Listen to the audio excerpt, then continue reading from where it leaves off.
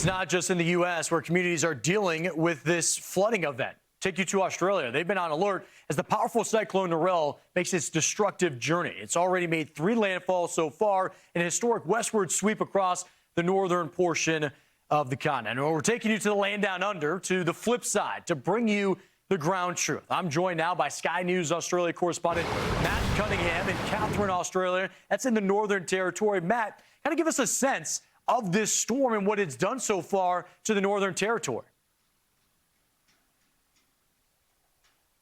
Well, it's really left a trail of destruction right across the northern part of Australia. It started as a Category 5 system off the coast of Queensland, of far north Queensland. That was late last week and then into Saturday. We saw it across the Cape York Peninsula in far north Queensland, right on the eastern coast of Australia. Now, it was a Category 4 system when it made landfall.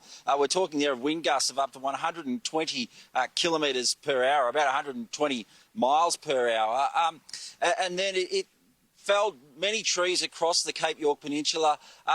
Thankfully, there was no loss of life, serious injuries or major damage to infrastructure, but then it continued to move west into the Gulf of Carpentaria. That's the body of water between far north Queensland and where I am now, the Northern Territory. So it re-intensified again into a Category 3 system. It crossed the coast of the Northern Territory, the east coast of the Northern Territory, on Sunday morning Australian time as a Category 3 system, and then continued tracking west. It de-intensified into a tropical low, but the concern where I am now in Katherine was that the rainfall from this system was going to fall in catchment areas for the Katherine River, and that we were going to see flooding in this town. This is a town that's already seen major flooding over the past 3 weeks. We saw this river behind me flow over about 2.5 weeks ago and flood the town of Katherine. The entire main street went under.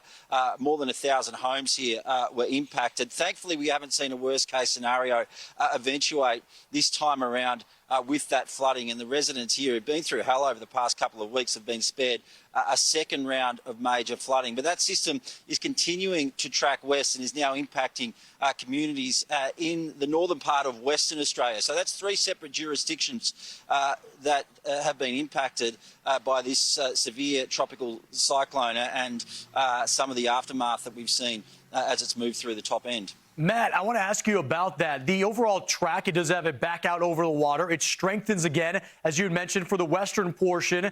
And with that, it kind of hugs the coast. It's almost like it's circumnavigating Australia. But when it's that close, it allows that rain to impact so much of Australia.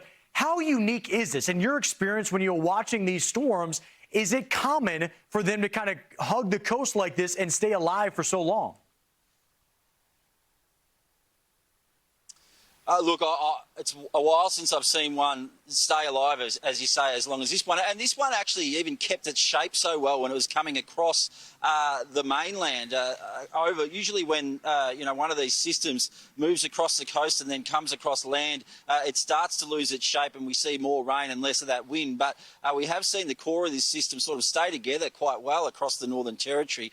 Now, interesting, you're talking about that track, that it looks like it's going to continue to track west and then go down the coast of Western Australia, and we're talking about the potential that even the capital city of Western Australia, Perth, which is right in the southern part of Western Australia, a city of about 1 million people, could be impacted by this later this week. That would be an incredibly rare event. It is rare for any places in the southern half of Australia to be impacted by cyclones. We did have a situation last year where Tropical Cyclone Alfred impacted the very southern part of Queensland and the northern part of New South Wales, which is on about the middle of the east coast of Australia. But to see a system potentially impact places as far south as we're seeing the potential for Narelle to do is a really unusual thing. Hey, Matt, I want to ask you about something, too, with your season, right? Because we're on the flip side, right, on the other side of the world, and so we're experiencing going into spring.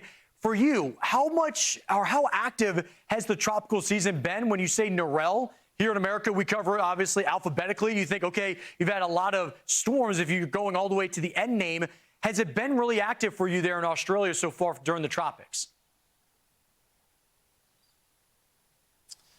Yeah, look, I'm in the Northern Territory, which is to Americans is what you probably think of as the Australian outback, Crocodile Dundee country, if you like. So we don't have a summer, a fall, a winter, a spring. We have a wet season and a dry season here. We're in the wet season at the moment, at the end of the wet season, and this has been an incredibly busy wet season as far as severe weather events goes here in the Northern Territory. Right now we're dealing with our 7th severe weather event of this wet season. It started back in November, right at the beginning of our wet season, with Tropical Cyclone Fina. That was the earliest that Darwin, which is the only major city in the Northern Territory right on the north coast, Darwin was impacted by Tropical Cyclone Fina back in November. Since then we've seen flooding all the way south to Alice Springs, near Uluru, and now we're dealing with Tropical Cyclone Narelle. We've seen major flooding right across parts of the Northern Territory over the past few months. It's really been a difficult time for residents and also for many of those emergency service personnel who've had to deal with the impacts of this severe weather. Yeah, Matt, great report. Thank you for getting us that update. I'm hoping for the dry season to come, so that way we can see some of the water recede there in the Northern Territories. Matt Cunningham with Sky News Australia. Thank you for joining us here on Fox Weather.